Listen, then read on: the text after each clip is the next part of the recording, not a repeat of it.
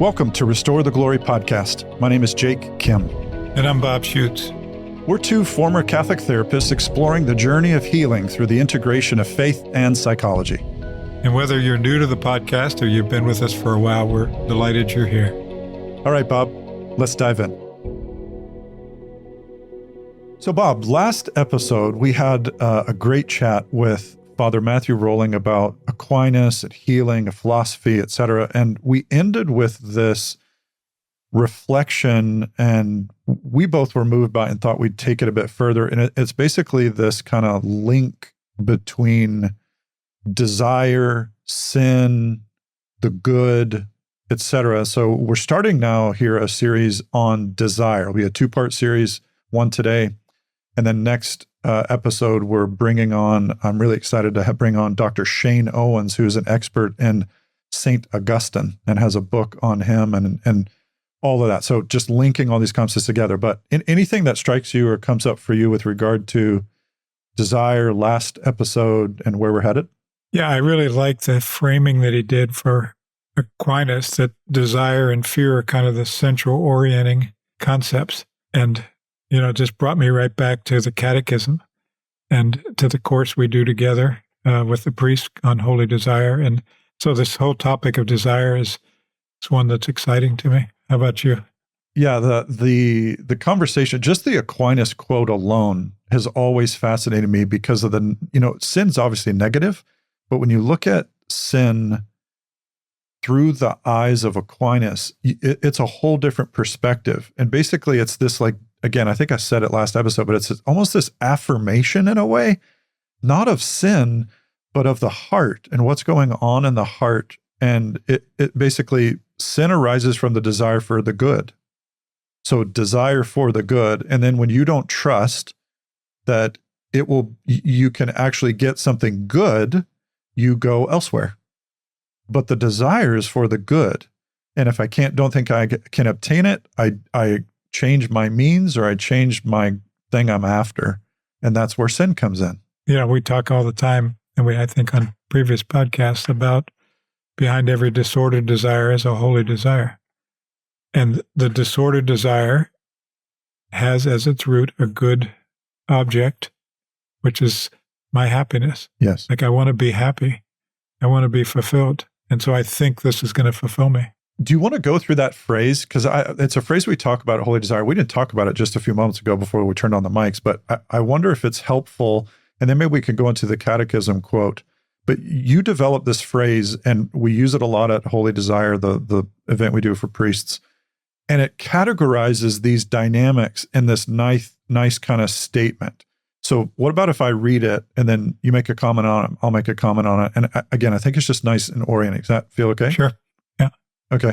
So here's the statement that kind of puts us into this concept of desire. Behind every disordered desire is a holy desire, an unmet need, an unhealed wound, and a hidden pattern of sin.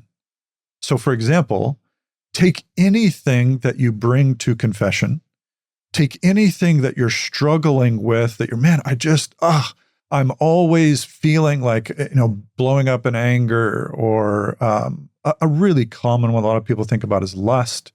It's kind of obvious and easy to work with. I would actually say there's others like acedia or sloth, the pushing away of things, the disconnection. I think that's coming more and more common. But again, behind every disordered desire, like lust or disconnecting from everything, is actually a holy desire, an unmet need, unhealed wound, hidden pattern of sin. Yeah. But break it open. What comes up for you there? Well, first of all, I think, as you're talking about the disordered desires, the 7 deadly sins, so lust and anger and acedia, sloth, and envy and gluttony, and those are all the things we bring to confession.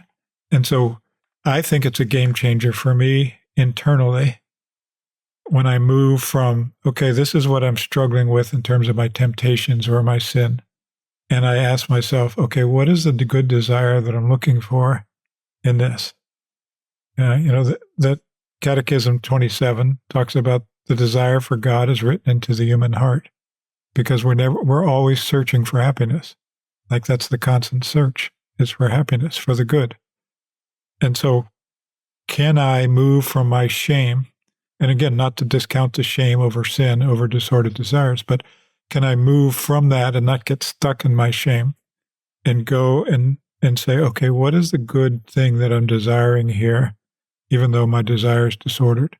Let's take one just Okay. to make it practical. Yeah. So anyone come to mind? Like I instantly think of gluttony. I think of lust. I think of, some of the other ones, it's not as easy, but those are kind of obvious to kind of practice the exercise. So how about let's take gluttony as an example. Okay.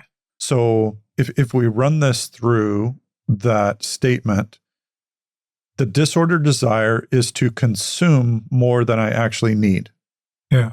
Or something that's unhealthy for me. It could be in any of the area of drug, food, drink, all that could be part of gluttony. Yes. So then what's wild, and this is what Aquinas is encouraging us to do, is to actually pause for a moment and ask, what's the holy desire you're actually looking for? So, okay, it's the end of a day. This is a common experience. Common, I don't know where it's common, but anyway, I mean, I've heard about it before. Right. I don't know if I know anybody who actually does it, but yeah, I've heard this occurs. Yeah, you've had clients before that have struggled this way, right? Yeah, that was right. Thank you for reminding me. Yeah, I've had some clients who I've watched do this repeatedly.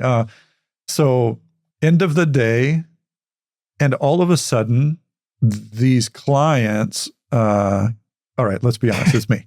So I can get to the end of the day, and for some reason, I've had dinner not that long ago, but I want something. And it seems for some reason that chips or cookies or some kind of salty something or some kind of sweet something will satisfy this. So the question then becomes, in that moment, I'm not actually hungry. What am I actually looking for? What's the holy desire that I'm actually looking for? And here'd be one slice at it, and then I'm curious what you would say with this example of gluttony. I think I'm looking for peace. I'm looking for some sense of reassurance that it's okay. I think I'm looking for a version of connection that's like am I alone now? Did it matter? Everything? It's like I'm looking for answers to questions is that's kind of my first reflection at it. Yeah. What do you think? Those are all good. I would agree with all of those. I would add some pieces to it. I'd say looking for pleasure, right? Looking for comfort, looking for satiation. And I think at a deeper level, as you talked about feeling alone, I'm looking for fulfillment. I'm looking for fill the emptiness. Right. Like I don't like that gnawing feeling of emptiness or uncertainty, or I want to maybe quiet feelings of anxiety and change the chemical reactions in my bodies by having something to eat. Yes. And what's crazy is that there are a few things that are very effective at that. And they're usually the things that are most addictive: food, sex, some kind of drug. And I don't like literal drugs or alcohol or marijuana. They just create chemical reactions. And so what's wild is that the desire for drugs is actually rooted in a holy desire. This is what Aquinas is saying, and this is kind of the point we're trying to make here with regard to desire. And I think, Bob, the point here, amongst everything we're saying, is if we're not careful, these disordered desires leave us in incredible shame. Yeah. If we can't acknowledge some of this stuff that's under the surface, which we're getting at. Like, you're actually looking for something good, Jake, or other people. Like, you're actually wanting something good. Let's acknowledge that. That's what Aquinas is saying. You're not just making that up to try to make yourself feel better. Right. Yeah. That underneath that is an unmet desire. That's the next layer. Yes. Of the thing. And so what is desire? Desire is the searching for something not yet met, a need not yet met. Yes. Right? And so yes, it's a good desire. It's a good thing to desire something that's unmet. It's just the misdirection of it. And this is where that Albacete quote might be really, really instructive. So Monsignor I don't know how Albacetti, I don't know how to say know. his name, but he's a guy who's apparently he was a character. I've heard a few stories about him. He is fascinating. I think he's deceased now, if I'm not mistaken. Yes. But he was apparently close with John Paul II. And the one story I heard, again, I don't know if this is true. He goes to pick up John Paul II outside the Vatican, and he has McDonald's all over his car seat. The Pope comes to sit in his car, and he just goes, "Oh, sorry about that, sorry about that," and he just scrapes the French fries onto the floor. And apparently, JP2 loved this guy deeply because apparently he was brilliant, but he was also himself. Again, these are some of the stories. I don't know how many of them are fairy tales, but anyway, some of those have come from Christopher West, who took him as a student. He was a student of his at the John Paul II Institute for Marriage and Family. And I think that story may have been when John Paul II came to America and Albacetti picked him up, but I'm not sure. Okay, thank you for the clarifying. Yeah. Anyway, the thought of French fries on the seat when the Pope's about to sit down is just like, who is this guy? Yeah. And then he wasn't embarrassed by it. That's the part that's fascinating to me. I would have been horrified. I think maybe he was trying to fill the emptiness with the French fries. He probably was. That's maybe why I resonate with him so much. He and I both use the McDonald's app too much. But anyway, okay. So this is what he said, and gosh, the honesty of this. He says, every temptation comes down to this one fundamental temptation. It's the temptation to believe that the satisfaction of the deepest desire of our heart is totally up to us. Oh gosh, does that ever, when I slow down enough, does that ever resonate? I feel like it's all up to me to make this life, need, whatever, be okay. What strikes you about the quote? Yeah, just that. It's that ungodly self-reliance that we talk about all the time of, and it's the original sin. I can't trust God to meet me in the places of my desires. So I have to take it into my own hands, into my own will, to manufacture. I can't even trust the people around me to meet my needs. I've got to take it into my own hands to meet my own needs, and I'm going to find whatever ways I can do that so that I don't feel the anxiety and the pain of my unmet needs. That's what hits me there. So again, back to the statement that you wrote that I think is really helpful with regard to desire. Behind every disordered desire is a holy desire, an unmet need. And here's where we're talking about this temptation. What do I do with the unmet needs of my life? How do I respond to them? How do I deal with them? And it's here where we deal with the temptation to ungodly self-reliance of God won't take care of me. Other people won't take care of me. I have to take care of myself. So any keen listener out there, I as I was saying it, I was like, ooh, I wonder if anybody's going to catch this. So pop quiz right in the middle of the episode. Those statements that I just said, I have to take care of myself. I have to provide. It's super helpful if we can start to catch what those are, because they will bring us to the next category, which is the anatomy of a wound. Right. So obviously, Bob, you know what those are. What kinds of things within the anatomy of your wound were I just saying? Yeah, immediately I think of the book we talk about a lot, Unwanted, and we talk about this in The Holy Desire. What's the unhealed wounds behind lust or gluttony or anger? They're the deadly wounds that we talk about, right? They're the 7 deadly wounds. And it's, the big one, let's take lust for a second. Yeah. Okay. What's lust searching for? Connection, pleasure, intimacy, belonging, being wanted. What are the wounds underneath that? Abandonment, rejection, disconnection, powerlessness. Why do I grasp? Because I feel powerless. What am I powerless about? My desire for love, my desire for connection, my desire for intimacy. And so what do? I take it into my own hands, sometimes literally, right? When the sin of lust comes in, we talk about grasping as as the expression of that sin. And what does that do? It just wounds us more. It brings us into more shame, which is another deadly wound, right? And now we're living out of our shame, and we're reliving our shame over and over again. And when you've been wounded and you believe things about yourself or other people, you then make conclusions about how life has to go, which is what I was talking about earlier, which is the I have to statements, which are vows. Yep. So we make these vows, which are part of this whole anatomy of a wound. And you were touching there just on the wounds that are below the desire. And I was commenting on, well, I have to do this. Well, that's the vow that comes from a wound. And so all of this connects. And what's crazy about it, and often vows lead to the final thing, which is a hidden pattern of sin.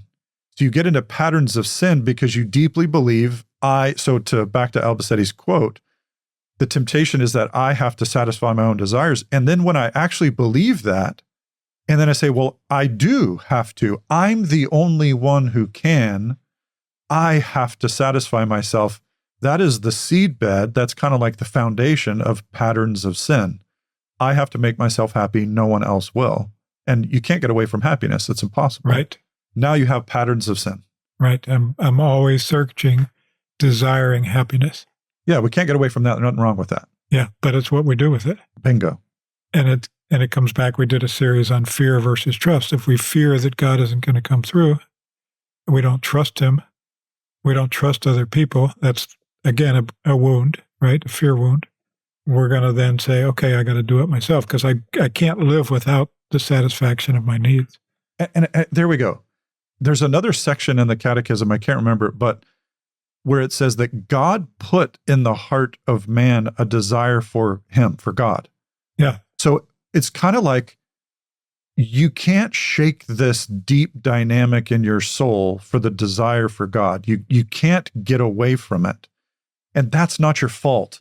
And so it can feel like a setup, like right from the beginning, you're like, what? I have this desire for goodness, ultimate transcendent goodness. I didn't put that there. You're like, I know. It's maddening, isn't it? God put that there on purpose as, I think it's Christopher West or others I've heard describe it as like the homing beacon. It orients you back to your ultimate destiny and design, but it's really risky because you can go all kinds of crazy places along the way. But if you pay close enough attention to your heart and to the experience that you've had, you will ultimately find what satisfies you and what doesn't. Yes. And what do we do with that? Either we indulge those desires and we become miserable, or we suppress those desires and we become miserable, right? I mean, yes. Like we can't get away from it, whichever side of it we live on. Yes. You think, go back to philosophy, and it's the philosophy of asceticism, which is I'm going to deny my desires. Or what's the philosophy of indulging? What was the name of that? Hedonism. Hedonism. Those are kind of the two fundamental places that our human nature goes, into hedonism or asceticism. And while there's a healthy asceticism and there's a healthy enjoyment of pleasure, both of those are really destructive to our life. I never thought about this before. This is maybe going into the weeds a little bit, but you talk about those fundamental philosophies. A third came to mind, which I've never put in this context before, which is then there's the philosophies that comment about how do you determine whether those philosophies are good or not. So there's a third set that pop in because in my craziness of trying to figure out and get satisfaction, then somebody will say, well, that wasn't good. Now I have to deal with the concept of whether or not it was good. And then you got all these other ones like Marxism and, well, authority is bad. There is no objective truth. And they're all centered around this fundamental ache for the good, where you go about getting it, and then who's telling you whether or not it's good, Yeah, that's really interesting. It's like a meta-philosophy, huh? Yeah. It's like the philosophy about philosophy, the philosophy about what's good. Exactly. And those ones are really interesting because they comment ultimately. I think the point I'm trying to make as I talk it out here, they're all commenting on desire and what we do with desire. Right. like the indulgent philosophies, the ascetic philosophies, and virtue, if anybody's never heard it before, is always the balanced middle. That'd be like Father Matthew talked about last time, the ancient philosophers described virtue in that way, and Aquinas picks that up. And then there's commentary about all that. Which is temperance, which is different than either indulgence or asceticism. Yes. Temperance is finding that middle place. Okay, maybe we'll keep going in the weeds, but I'm having fun. So like when you say temperance, the thought that comes to my mind, I want to say the word, and I wonder if this fits, integrated. I like that, yeah. Because temperance has a tone for me, and again, this could be my own dynamics stepping into my analysis, which happens all the time, the listener bias, my heart bias. But when I hear temperance, it's like it has a connotation of no, no, no. But when I hear integrated, it honors something for me, the word integrated, but it still is temperate. I still say no, but it's an honoring of the good still in my, I don't know, that's good. If that. Maybe a good definition, I don't know, this may be stretching it, but maybe a good definition of temperance would be saying yes to the good and saying no to the bad. And then what's the other virtue with temperance, which is prudence. Justice, temperance, right? fortitude. Prudence is discerning what's good and what's not good. Yes. Those are the cardinal virtues. So again, listeners, where have we gone? So we've gone down to the weeds, but as I step back and look at our own conversation, what I'm fascinated by, which I didn't anticipate us going to this direction or path, was all of this comes from desire. Yeah. It's like this core dynamic thing that's so powerful, and so much revolves around our responses and what we do with this stuff. Yeah, let's go to the other virtues, because I just got an excitement about that. Okay. What are the transcendent virtues of faith, hope, and charity? Yes. Right? Yes. Faith is knowing what's good and desiring that good. Do we say add there too is trust? Yep. Trusting. It's actually trusting that it is the good. Yep. Okay. Hope is the continued pursuit of that good, and charity is the love of that good. So it's the desire to achieve that good, the hope that I can achieve that good, and the satisfaction of that good, which is self-gift, right? Communion.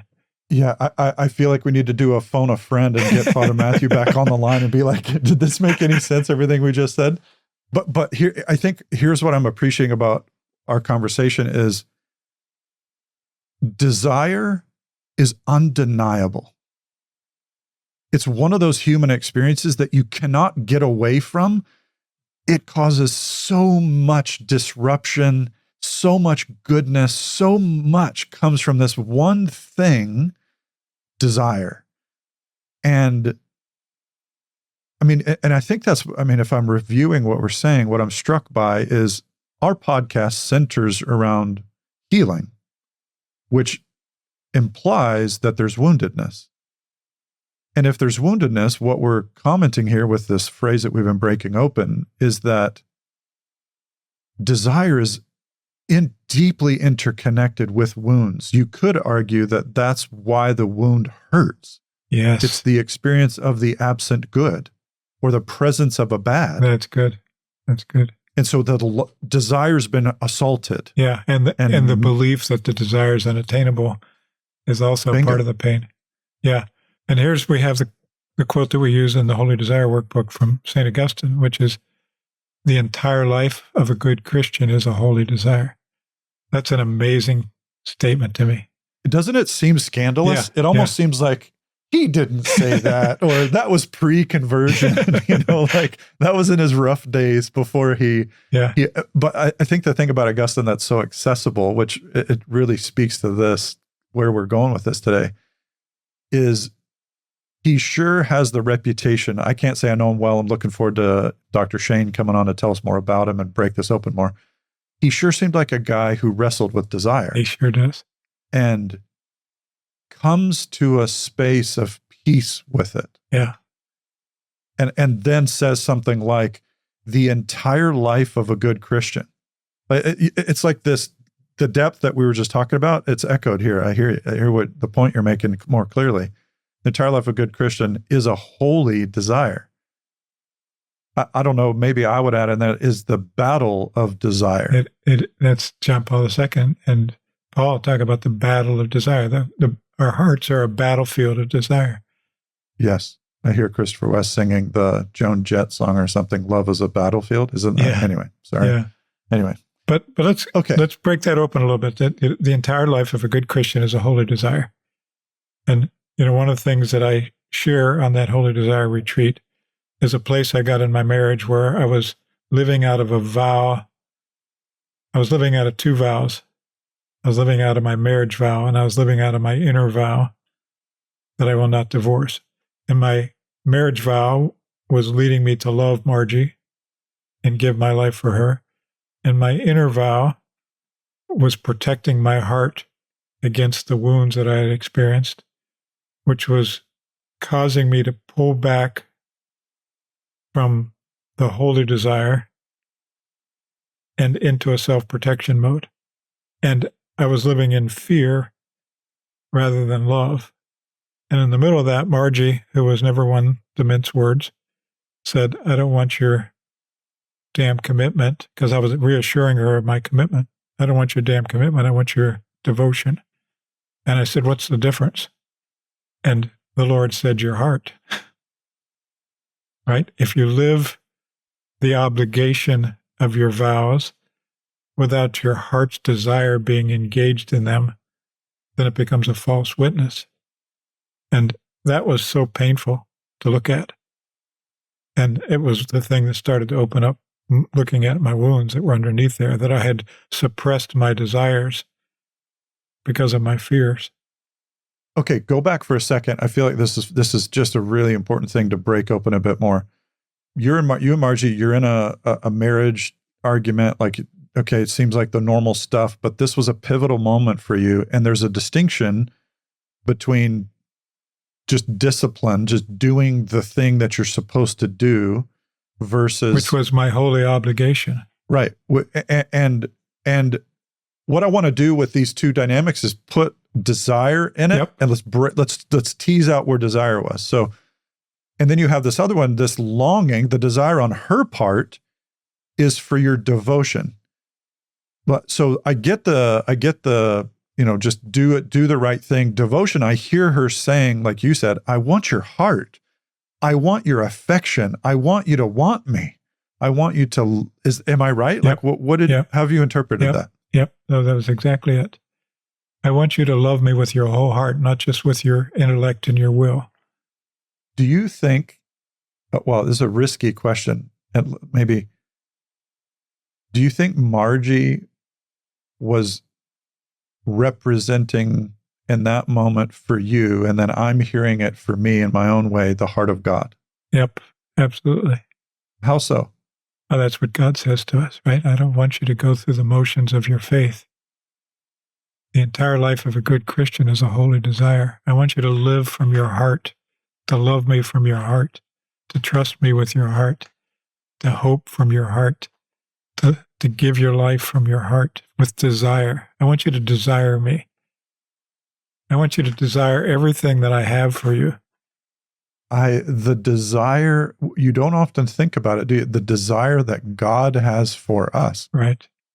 The aches that he has, and I'm being loose with the theology here, but the ability to break his heart. Yeah.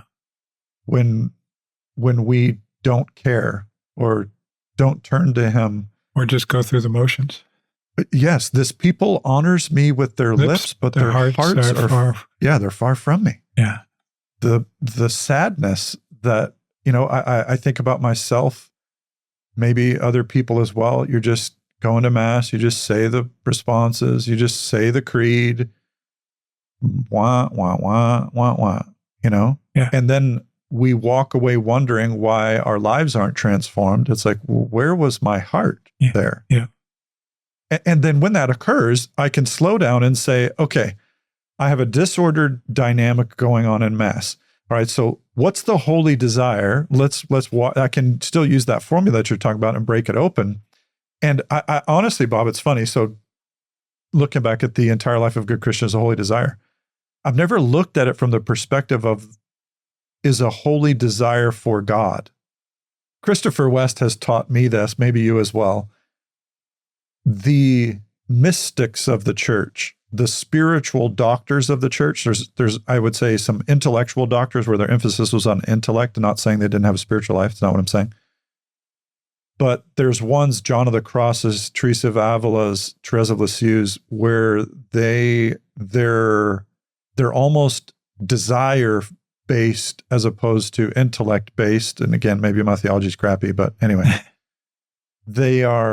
you can hear their ache. And I think there's this notion that gets into us that that's bad. I can't have desire. Desire's bad. Instead of, well, what if desire is whole? What if desire can be redeemed? So here's the quote again, and it makes it sound crazy. The entire life of a good Christian is a holy desire. That's a doctor of the church, yep. Augustine. Because the desire for God is written into the human heart, and God himself put it there. Yeah. And so, people ask me what my favorite songs are, and I'm very, very disconnected from modern secular music. So I don't have any answers. And so they ask me the question, and I say, well, one of my favorite songs is this, and I won't sing it. I'll only sing it to the Lord. But my one desire is to know you, Lord, to open up my heart and let you pour into my life what I've been longing for. My one desire is to know you, Lord. My one desire is to love you, Lord, to open up and let you pour into my life what I've been longing for. My one desire is to love you, Lord. My one desire is to serve you, Lord, to open up my heart and let you pour into my life what I've been longing for. My one desire is to serve you, Lord. That's my favorite song. That is beautiful. Why do you sing it? To awaken the desires of my heart for what's really important. Because my heart can get numb, I can easily get into the place of thinking that my desires are not important, that everybody else's needs are important. I can get into the habit of doing the right thing for the wrong reason. I can get in the habit of going through the motions with my prayer life. And I just want to awaken the core of the Holy Spirit in my heart. That's the song of the Holy Spirit inside of me. I love what you're saying. And maybe we can keep going down this path for a little bit, because again, it's a little bit of a theme in what we've talked about so far, is the general reaction to kill desire. Right. To shut it down, erase it, get rid of it, look at all of the problems it's gotten me into. Yeah. And what you're describing, so that's why I wanted to ask you, and what you're saying is, because I want to awaken desire. I don't want it to go away. What I'm hearing you describe there is, desire is necessary for a life of a good Christian. And I think isn't it subtle that there's times where we kill desire, we mute desire because of what we're afraid of with it, but it's the good desire. And this is the thing I think I learned from John Paul II. He wasn't afraid of desire. He does not seem to be bothered. This is, I think, Albacete as well. This is part of the vibe I get from them. I never met either one of them in person, but it seems to be from what people have taught me about these two, John Paul II being the kind of one most people know. He said, don't run away from desire. Let it inform you.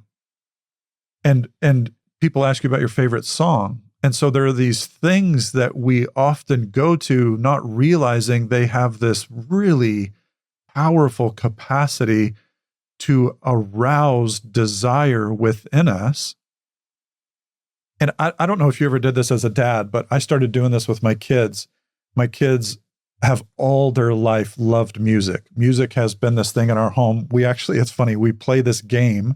So on my Spotify account, I'm the moderator of the game, and it's named that tune. It's the same old game from decades ago, but who can name the song and the artist quickly as soon as I hit play? My kids are amazing at it. from like the 70s, 1970s, all the way through to today. They do really well with the, and I find it fascinating. And what I remember one time is hearing my kids just singing a song, and it was a secular song, and I sat there and actually listened to the thing that they were saying, like singing. And I paused and was like, do you realize what you're saying out loud? I don't know if you actually want to be saying some of this stuff out loud, and it's not good, but it almost always centers around the stuff we ache for. Yep, that's what I was thinking, is that every music reveals, whether it's ordered or disordered, reveals desire. Yes. And obviously our friend Christopher has done a good job at I love that. popularizing when he sings these songs to kind of illustrate the point. Yeah. We did a marriage conference together, Christopher and I. And I was just sitting there in awe as he divided the room up into men and women and started singing the songs to the men and singing the songs to the women, and taking all those years. And it was just like this glorious moment of his gift just being manifest in the room. One of the ways, Bob, and maybe we can get into this, because I think, okay, we've laid the foundation. Desire's good. Don't kill it.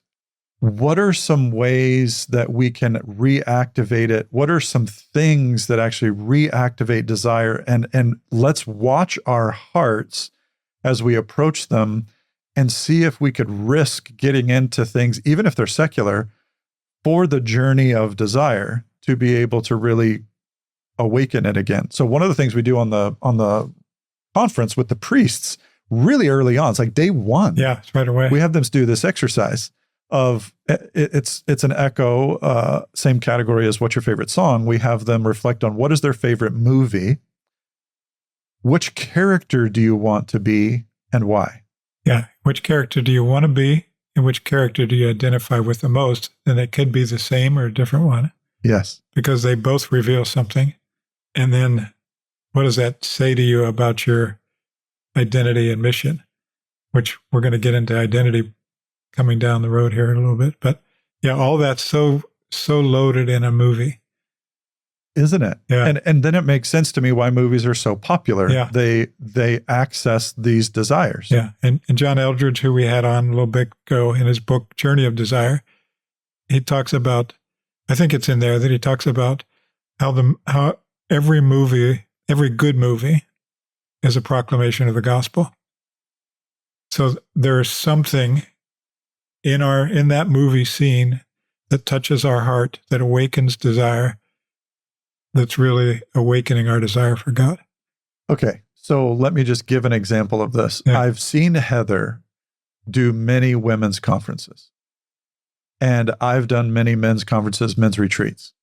And the concept of movie comes up, and a very common one is the scene in Pride and Prejudice when Mr. Darcy walks up the hill, or something to that effect. I've never seen it. Huh.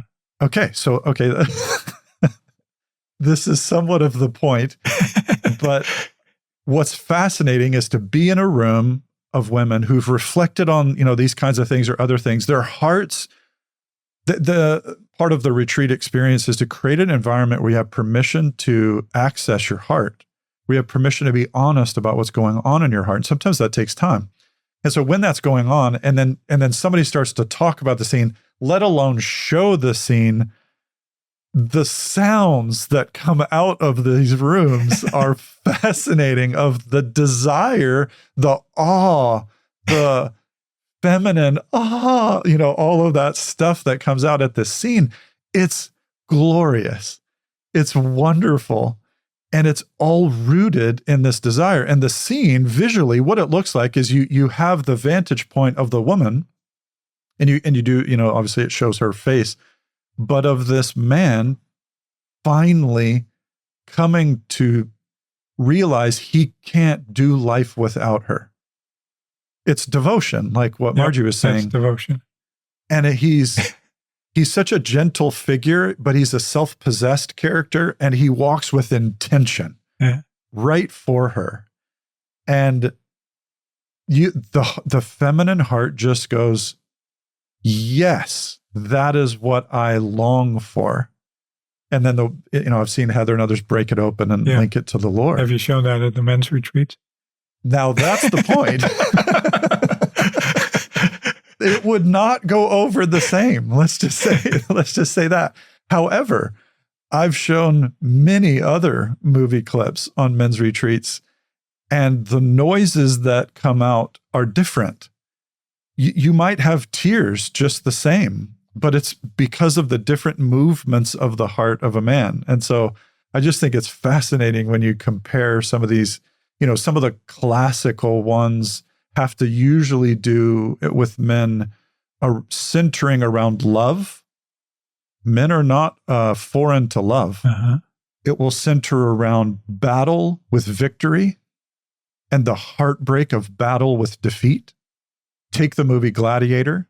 Yeah. You show a scene from the movie Gladiator and you juxtapose Commodus, who's kind of this archetypal, shallow, hollow, selfish, graspy, non-integrated man versus Maximus, who is all the opposite. And you watch men's hearts wrestle with the Commodus in them and then the Maximus in them. Very interesting names. I've only watched scenes from that. I've never watched the movie. Okay. But Commodus, like accommodating, right? And Maximus, like maximal. Yeah. Bingo. Exactly. Okay. Do you want to do? Yeah, I was thinking that. Yeah. Go ahead. What's? Well, I just talked a lot. You go, then I'll say mine. Yeah. Well, I'm talking. I'm asking you a question. Okay, I'm just going to make mine short because one of them would be Gladiator. Okay. And so if I was, what's the desire that awakens in your heart with Gladiator? Two desires awaken. Yeah. One is to have the interior strength, resolve, clarity of vision, steadfastness of Maximus. That's one desire. To be dangerous like him, but for the good. The other desire is to be nothing like Commodus. Yeah. It's like a repulsion away from him. Yeah. And the experiences that would come up within that is the irritation at myself, the shame, the disgust with myself when I notice I am like him, the pockets of my life that are like him, just selfishness or taking advantage of situations because I might be an authority in the room and I just take advantage of it because I can. Yeah. Oh, it's just gross. Yeah. So it would be almost a desire to be like Maximus, a desire to not be like Commodus. Yeah. And how much we get to know your heart as you express those two desires, right? Yes. It's like the desire reveals the person, right? It's your desire to be like Maximus is who you really are. Amen. Right? That's the core of who you are. We'll get there when we talk about identity later. And the desire to not be like Commodus is the repulsion to sin, the repulsion to bad weakness, like perverse weakness, like yes. the weakness of self-centeredness. Yes. And we all have those. We all have both of those places in us. And so it's universal. The story is universal, but in a particular way, it hits you in a particular way, and the scenes hit you in a particular way. And, when you talk about Pride and Prejudice, I now can hear that movie in a similar way for you as a man. Yes. Of being, I don't remember his name, but Mr. Darcy. Mr. Darcy. Yeah. And to be loved by a woman in that way, be desired by a woman in that way. Amen. And to be that man that's self-possessed in a good way. Yes. That has intentional, that's Maximus, right? Yes. Those two figures go together. And what I mean, and again, to draw this up into what we've been saying is that the desire for God is written there. Yes. Because ultimately that's in Maximus, in Mr. Darcy, you see the face of Jesus if you have eyes to see. Yep. You see Jesus there. Yeah, and the desire to be transformed into Christ-likeness. Yes. Right? Yes. That's the longing of the heart. When we do this in the priest retreats, that comes out in every movie. It's like this desire to be Christ-like, right? To be myself in Christ, to be Christ in me, alive. Amen. Okay, how about you then? Yeah, I do this at the priest retreats, and we sometimes show the movie What About Bob?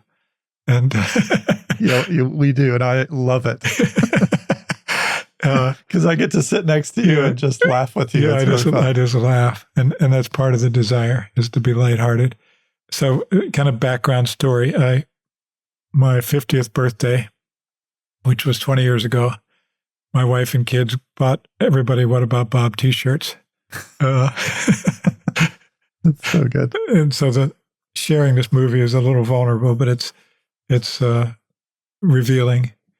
So at the beginning of the movie, I'm identified with the psychiatrist, Dr. Marvin, Richard Dreyfuss character. And he has just written a famous book, and he's going on vacation with his family, and they're going to interview him for the book. And he has this patient, Bob, who is the definition of the word neurotic.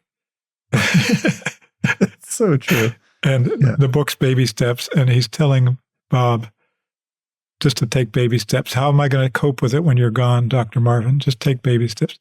Well, the part that I'm identifying with, it's so exaggerated that it just exposes pride at the very beginning. So that's the first part. Anybody who's been to my conferences knows my journey with pride.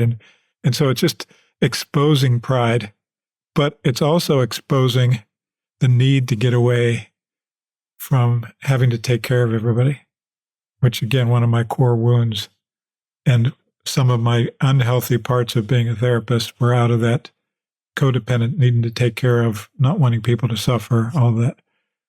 So I'm identifying mostly with Dr. Marvin's desire to get away from Bob.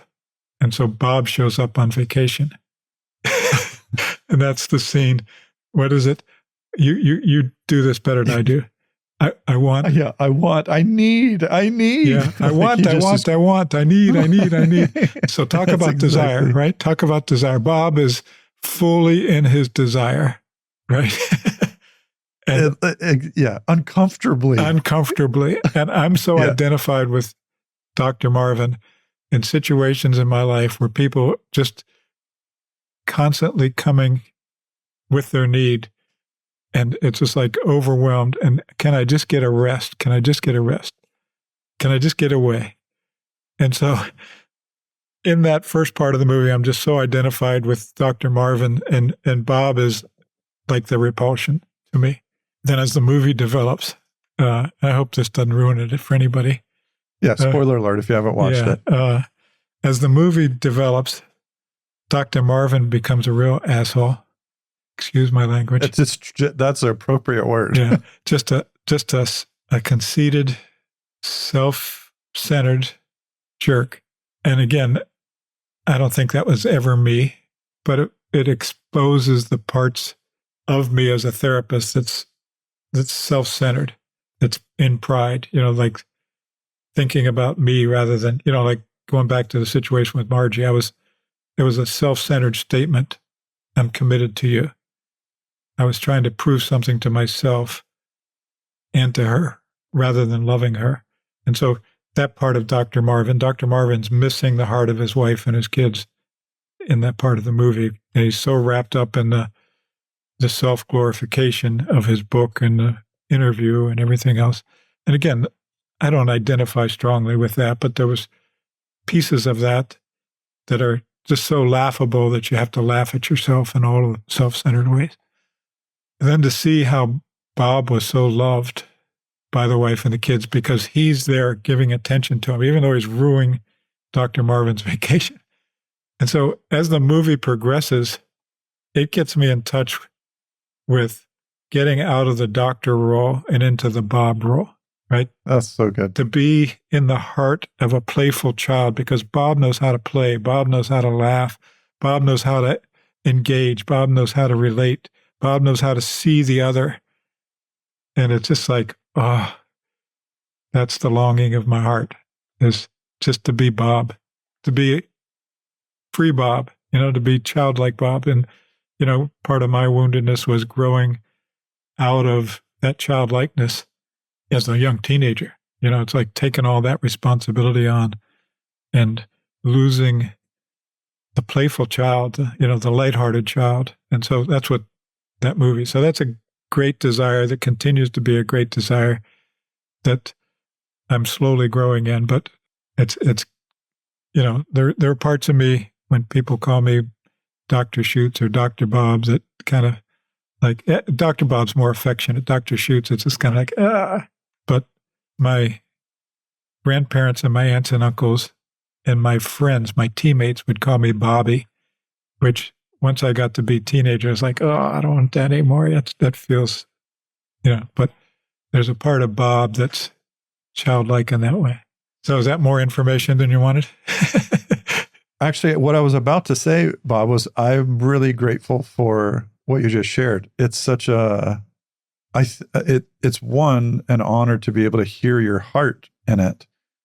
I think maybe one of the things that you've developed over the years out of a survival is the need to protect yourself because of the fear of getting into maybe a codependent dynamic because of your woundedness.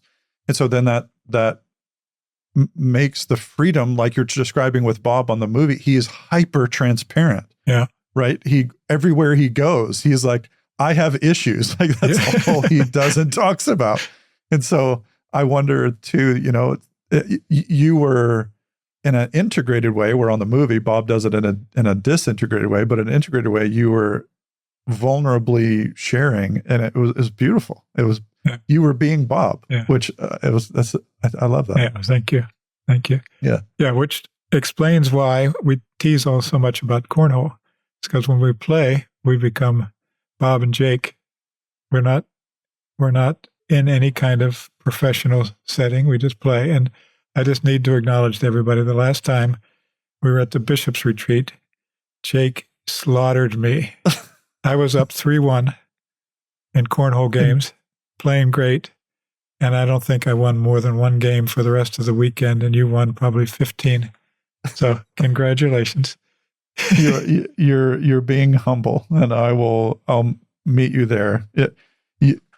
There was equipment issues. There was anyway. That's not how you typically. You destroyed me.